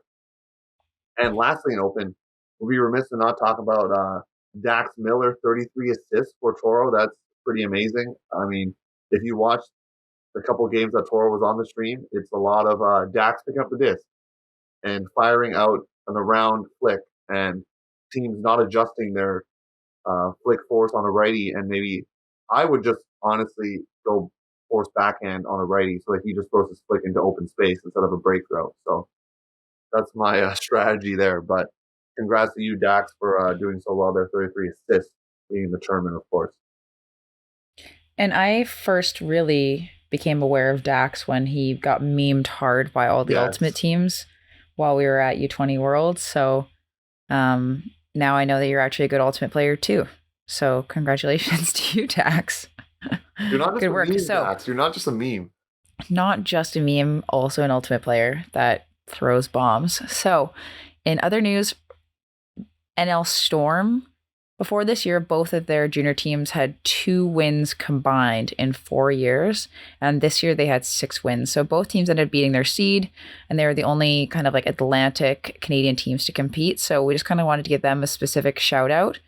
Y'all crushed it. It's so great to see Atlantic representation, and the fact that you were able to get some dubs along the way is again a testament to the work that's being done there. All right, Danie, you know what time it is. You ready for this? It's more Spirit. Spirit time. We got to talk Spirit again, but this time it's in junior. So I'll let you start things off because there was some stuff happening with, it just seemed like from the pulse where I was there, and maybe you're hearing some things online as well, there were some things not being said in the game or after, and there was just a lot of Spirit things potentially brewing through. Yeah, so I think that maybe a lot of juniors teams don't really know how to utilize Spirit captains or kind of how to have mid-game communication with another team. And I feel like if you have an issue with something that another team is doing, maybe they're being too physical, they're taking too long between points, it's your responsibility to say something. And you have Spirit captains for a reason. So utilize your Spirit captains, have them talk every halftime just to check in with the other team's Spirit captain. Hey, are you okay with the amount of physicality? How do you feel about the rules, the timing, like communication? Like, is there anything we can do to improve? Like, these are the kinds of conversations that should be happening between Spirit captains at half. At the very least, coaches should be chatting. If there's something that's happening on field that they're not enjoying or they're not thinking is within Spirit guidelines, the coaches should be having communications about that. So I was hearing from a lot of different teams in a lot of different games that these things would go unnoticed. Unmentioned. They wouldn't talk about it potentially in Spirit circles either. Afterwards, they were kind of like too maybe just timid or scared to kind of bring it up.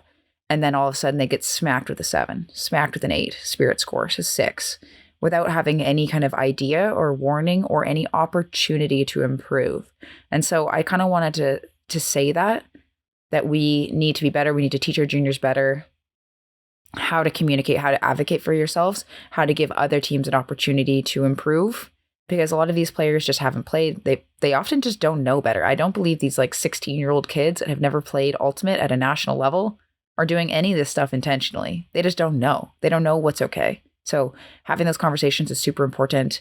I just heard some things where coaches were kind of talking to players in Spirit circles and some kind of weirdness. So I think we just need to be a little bit better and role model a little bit stronger for our next generation. Yeah. Spirit, like I said, I was feeling that a little bit while I was there, just hearing some things, getting the pulse of it. And yeah, these kids, we trust them to make good decisions, but we also know that they're still learning about certain aspects of the game. So it's tough because now the adults are back in the driver's seat of like, you have to help them kind of grow in that aspect. So just encourage you. Yeah. Like even having a practice where you talk about it, like what if kids are bidding through you in a game? Like how do we respond like as a team? Kind of like what you said, Danie, with what was it, the one incident, right? Like how would we respond as a team doing like anonymous Google form, whatever. I think that's good stuff that we should be doing also with the junior kids. And also I'm gonna add another thing which kind of relates to spirit, is like rules knowledge. So for example, in one of the games I was commentating, forget which one now, a disc was brought in like at the front cone when it should have been brought in past half field. But because the player did not look at the observer waving and like putting down the pylon, like, hey, it goes here, it was put on the front cone. I think they got scored on that point. I honestly don't remember the game. They're all a blur at this point. But that was an example of not knowing the rules affecting your team. So like rules knowledge too, along with the spirit, is an important thing for all these youth coaches to talk about, because some of them might not know, especially with observers. For a lot of them, their first CUC and their first time playing with observers it is different. So that's another PSA out there. So one thing, I've always been kind of interested in the often inverse relationship between how you finish and how you in the actual tournament versus how you finish in spirit rankings. But it doesn't always hold true that you finish high and you're competitive and you win, your spirit scores are worse. That's not really happening much anymore. But we did see that Open and Eclipse were both in finals and they finished in the bottom 3 for spirit. So in this case, it was true-ish. Maybe it's more true at the juniors level. That is something that we would kind of need to talk about. But Ignite also gets kind of like quite a low spirit score. They were actually below 9 even. So something just for those teams to all kind of think about, reflect on, especially at this kind of pivotal time in their careers, whether it was warranted, whether it wasn't, but definitely having like an open and honest conversation about how to be a bit better. Because I think people understand that spirit isn't just like giving high fives and being like gossipy nice on the sideline. I think people understand it's the rules, the body contact. It's kind of like having open and clear communication. I believe juniors know that. So if you're kind of seeing lower scores, maybe take a little look at where the scores are lower. If there's a specific category, then just work on it. It's something that can be improved on easily if you just have conversations about it. So yeah. Yeah, I'm seeing some low scores for some teams here, like a team receiving a 5, like that's really low. Like I think at that point, really low. That warrants a conversation. Like I see a 6 being handed out as well. So for those teams in the bottom 3, so yeah, that's something to definitely take a look at and get better in. But positive though, you got to be positive too here. Eclipse Women's, you win in the fashion that you did, and Danie, you might predict teams might be a little bit like potentially sour. You don't know, but they finished 3rd in spirit overall. So I have a thought about it. I think when you're like absolutely annihilating teams and you don't need to be that physical, it is easy to kind of avoid body contact. It is just easier. So like I'm unsurprised that they did well in those categories. They're also like players that have played at a high level. They've been playing lots of tournaments. Like they have lots of experience playing. And so I think they know when to let up and when to push. And they also just know the rules. So I think like that is unsurprising to me for all of those reasons. Yeah, I mean their rules knowledge was 2.71, so that's like the highest score that anyone would have got. So that's like, yeah, there you go. Yeah, they have a lot of like really calm and composed people on their team too. So I think when they're kind of having these discussions, I could see them being really chill about it too. So yeah, good job, Eclipse, representing BC. Let's go. On the other hand, though, another BC squad, Vortex, in the finals, but finishes last.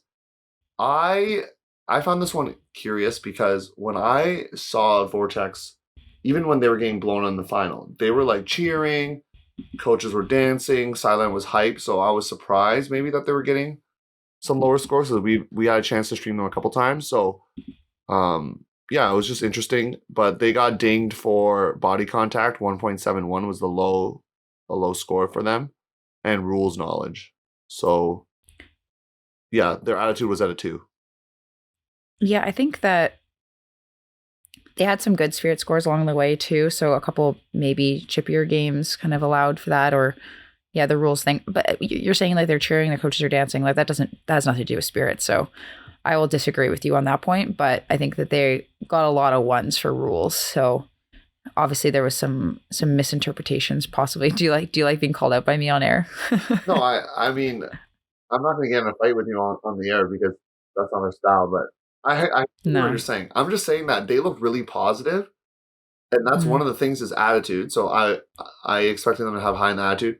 I didn't see like them egregiously breaking the rules or like overly physical, so that's probably more why I was surprised. I did caveat. They also have a reputation. Sorry? This team has a reputation for being physical and for being dangerous along the years. Like when I was coaching them before, like even when we had a super clean game, we would get a 6. And I was like, I don't know what's happening. I've never seen any bad bids like in that game that I was coaching them and stuff like that. It was all reputation, super frustrating. But I think when people know that they're going to play Vortex, they're getting ready for it to be a physical matchup. And so they're potentially already feeling the game is going to have a certain kind of outcome. And a potential bias rather going into it. But again, wasn't there, didn't see all the games. It's obviously a trend. The rules one is definitely a trend. So that would be something to look at. All right. More spicy topics here. Yes. On the pod. Playing time in blowout games.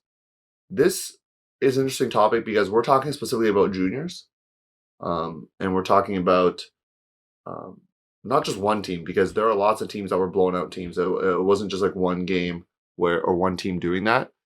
So we're going to talk a little bit about, and I think we're going to have an episode on Youth Ultimate because I think it's important because that's the future of Frisbee is you got to build in the youth. Like if you want to grow the sport, you got to build in the youth, schools, camps, all that good stuff. So who wants to start this off? Danie, is it you or is it me?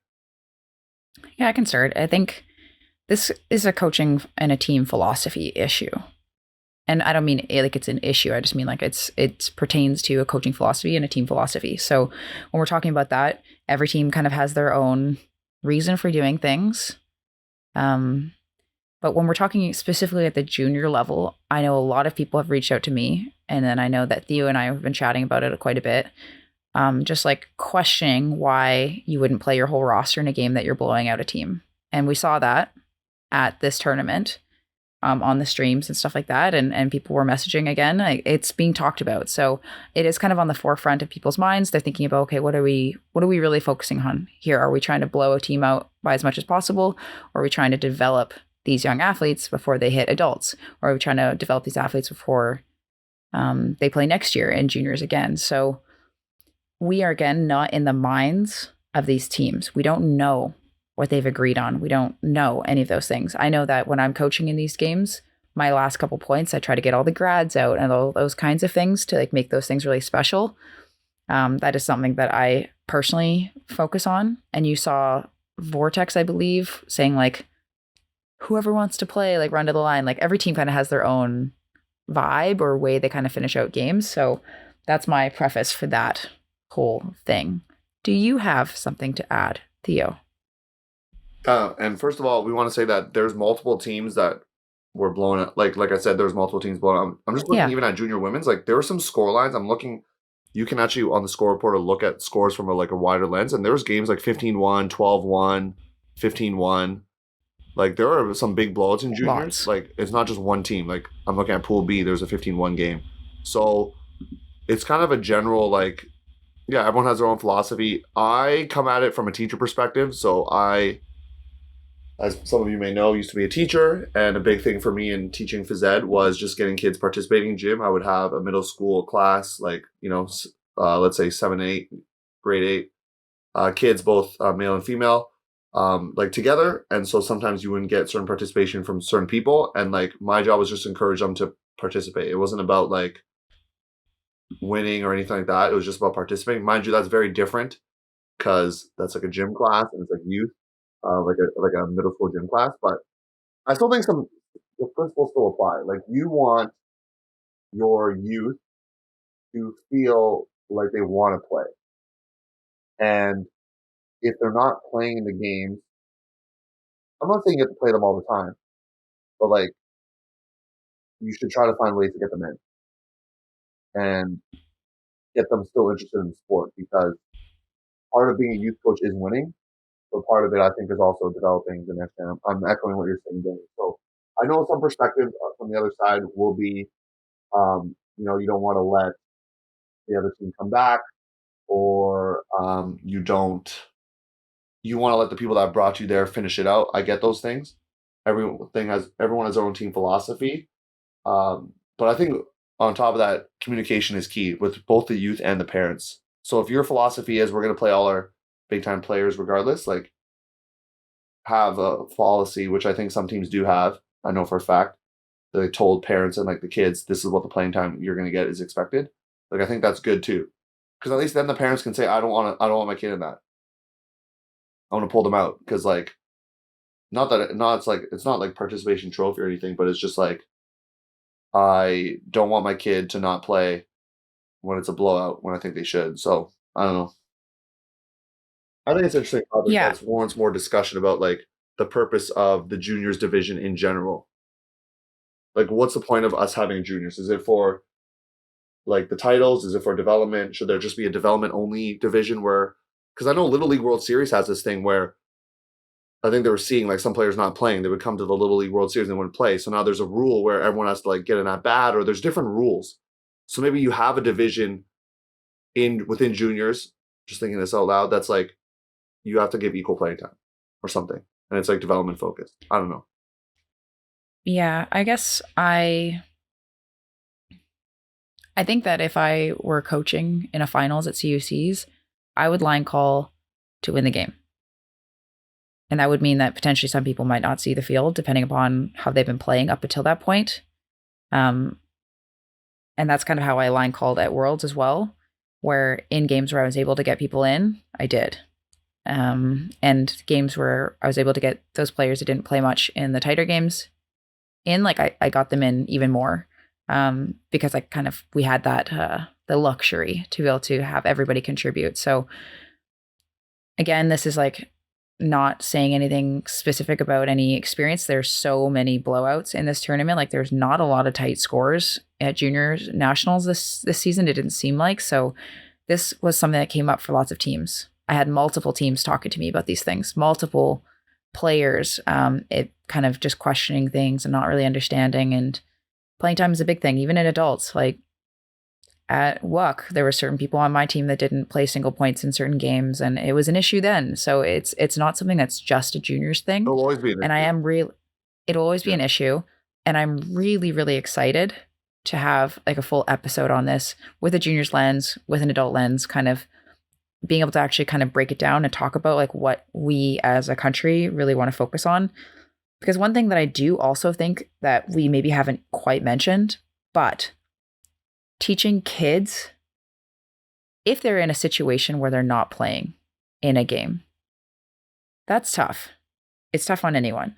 So having like, I can just see the benefit though to having that kid learn the lesson that you can contribute without being one of the 7 on the field, and kind of like pushing through and working through that and putting your team first is also a big skill that's potentially developed in those moments. So I can understand both ways, I guess, is what I'm trying to say. There's more to be said, but I think we should save that for a different episode. Yeah, otherwise we'll go on a huge tangent. But yeah, I agree as well. I'm not here.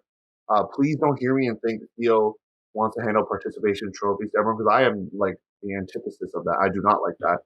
I think you do need to teach children as a teacher. That's what I did. Like, you teach them lessons, and a lot of times they learn through like trial. So a quick anecdote, students would ask me, Mr. Wan, what's the answer to this? Can you just tell me? And I would like never tell them the answer, because like they're not going to learn anything if I just tell them. But if I help them get to the answer, that's a lot better, and it will actually solidify the learning for them. So I think there's benefit to what you just said, and maybe coaches working alongside, or parents too, saying, hey, little Johnny, notice you didn't get in the final. What did you feel in that moment? I felt this. Okay, so if that were to happen again, how could you like react? Like, and working through that and developing those resilience skills in your children, I think that'd be good too. I know, none of us are parents, but that's what I would do, at least right now, as a non-parent. It'd be good to like send out like some like resources, or even like an article. Like Ari actually wrote this article and I forgot that it existed, but Somebody on my staff was like trying to Google something about playing time or like how to help kids out of like situations when they're not getting played that much. And Ari's article popped up first, and she was like, it was a really good article. And even sending something like that out to players beforehand, like these are the different ways you can contribute. Yes, it sucks. Yes, we've all been there. This is like how you can make your experience the best possible experience you can, given your situation. So yeah, you're not going to have equal playing time on a top team, Danny. That's just like the reality. Like no matter it is a reality. So totally. All right, jersey trades on final days. Theo, your favorite. Actually, this was our 4th ever podcast was about this. Yeah, and episode. One of the guests on our show, Emma Young, was at the table. Like, I think Emma might have just been manning the table for her team, but like she was just standing there and there were just jerseys laid out on the bench, and I was loving life. I was just going by and seeing negotiations. So funny. It was so cool. And in the senior division, people used the weather delay to find a way to do some trades. Somebody on Phoenix had literally a full duffel bag full, like filled with jerseys, and just like carried it around, like super long duffel of just jerseys. And I was loving it. So yeah, juniors especially, we were noting on the broadcast because we were doing the open final and games are finishing up. And I look across and I just see jerseys hanging on the fence and a huge congregation of people. And I'm like, it's jersey trade time. So it's jersey. I already saw I saw people. It was actually tricky at WUC too, because I'm not sure if you traded jerseys there, but I would see them wearing a jersey, but then different shorts. And I'm like, which team are they actually on? Because they were usually wearing the jersey that they just traded for, like on their, which is kind of weird because if someone's like sweaty, you're just putting it on you, but whatever. To each their own. I know, it's so gross. But one final thing that you noted, and I've always loved this about juniors teams. So you noted that you really liked that the kind of programs themselves were supporting each other. So Vortex is known for this. So it's not surprising that you noticed this when you were there. Like their sideline literally wins games when they come together. They're so hype. It's so exciting. You also said Mofo was also really strong in supporting each other. One other thing is I think like the Eclipse team was also supporting Mischief Girls, which was really lovely to see. So we love that. We love that kind of like hometown camaraderie. It's awesome. It makes it so much more special. It's definitely intense if you're not on the receiving end of that love and you're kind of the team that maybe doesn't have a team there supporting you. It's another thing to kind of work through that can be really challenging psychologically. So we love the hype. We love the energy. We love the fuego, bring the heat, all of those good things. Yeah, Mischief won that quarterfinal against Toro, and you're right. Eclipse Women's had finished their game earlier. I mean, a little bagel action happening in quarters, as we talked about. And so they sat on the back, and as soon as Mischief won, like they were the ones storming the field. Like it wasn't Mischief Open. They're probably playing at the same time, but it was Eclipse women that were coming down and celebrating with them and getting hyped. Like that's super cool. I know the Misfit program as a whole, both Open and Women's, took a great, family photo at the end, which is exciting. And so, yeah, I love that people are cheering each other on. Throughout that final for Vortex Women's, like the Vortex Open team had signs, they were like cheering. It was just really cool atmosphere, and you see that more also in universities when the women's team will go cheer on the Open team and vice versa. And yeah, we just love it all. Keep doing that.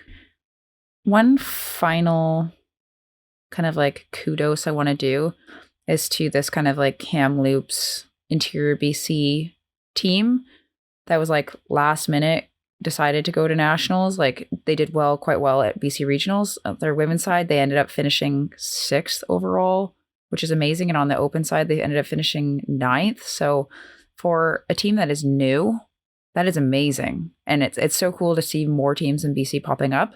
And we love it when there's like multiple teams in Quebec and we have like a couple teams from Ottawa and stuff like that. So it's just like the future is bright. It's super exciting. We want more teams, more close games. We want this to be popping off. Yeah. And anything we said on the podcast, we know this was a long episode. To quote a famous person, a girthy episode. And so it's so girthy. If you have something to say about it, message us in the DMs. I know sometimes we try our best to respond, especially like when the messages start to pile up. It's sometimes easy to miss it. So if we forget, just like DM us again, or send us an email. That's actually probably the best way. But both, huckin@ultiworld.com or Instagram DM. We'll try to get back to you. And just like, or reach out to us personally if you know us personally, and we'd love to talk more. Yeah, that was a long episode, but yeah, we won't tell you what's coming next. We never do that. Follow us on the socials as usual. Help us to get to #2K on Instagram. We're just over 100 and something followers away. So I think with University Nats, Danie, I think we'll get there. I'm just going to predict that. We will get there. One last thing I want to say before we close it out and I go eat food is a huge shout out, our favorite word, to Ultimate Canada for putting on these events. It was so nice to have like actual CUCs back.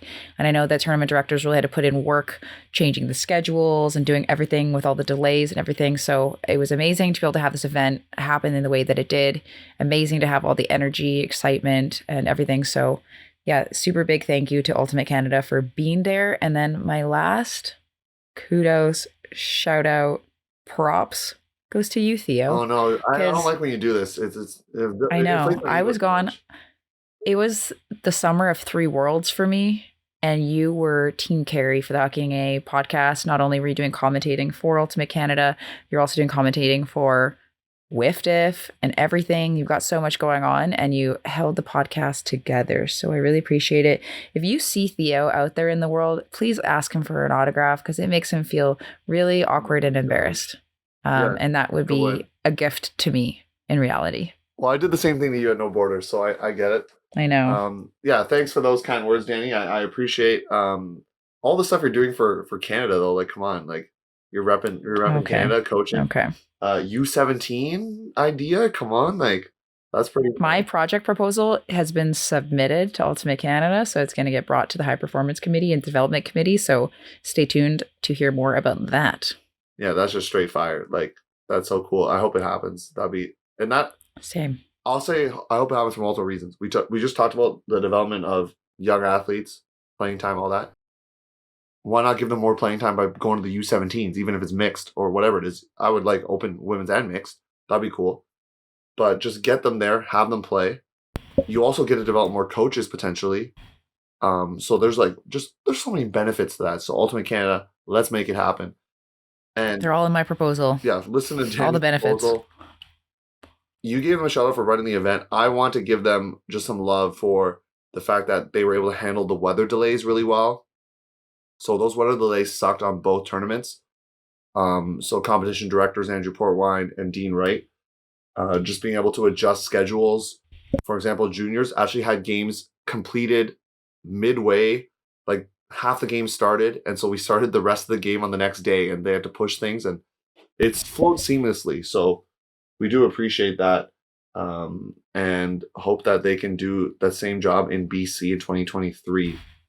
That is the next CUC, and that's going to be fire because I think a lot of the top teams will have. Well, 80% of you top teams have to go, or 80% of your players, 80% of you players of the top teams have to go. So top teams just go, and that's my last encouragement. Top teams, please go, because even if a team loses to you 15-5, when they get to play a Sixers or a GOAT or a Furious or whatever team, it means a lot to those lower teams that don't get that opportunity. I don't think sometimes we don't talk about that, or think about it, but it's an honor to be able to play those teams and be like, hey, we're playing one of the top teams in our country and in the world right now, and we're getting killed, but we're learning so much.